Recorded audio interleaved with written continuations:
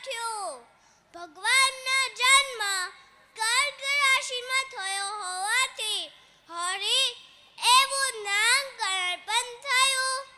વળી તેમનું સ્વરૂપ કૃષ્ણ વર્ણનું હોવાથી કૃષ્ણ એવું નામકરણ પણ થયું. આવા હરિ અને કૃષ્ણને ભેગા કરી હરિ કૃષ્ણ એવું નામકરણ પણ થયું. ભગવાનના સંદેશ ખૂબ જ વિચારશીલ હતા અને બધા જ ગ્રંથોને મોઢે કરી લીધા હતા.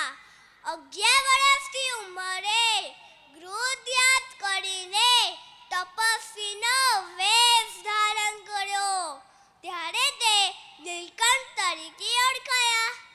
તેમનો રામાનંદ સ્વામી સાથે મેળાપ થયો અને તેમને દીક્ષા આપી અને સજાનંદ સ્વામી અને નારાયણ મુનિ આવા 2 નામ પાડ્યા અને પોતાની સેવામાં રાખી લીધા. તેમણે પોતાની પહેલી સભામાં હરિભક્તો તેમને પ્રશ્ન પૂછતા ત્યારે તે શ્રીજી મહારાજ નામથી સંબોધન કરતા. તો આજે આપણે શ્રીજી મહારાજને સ્વામિનારાયણ ભગવાન તરીકે ઓળખીએ છીએ.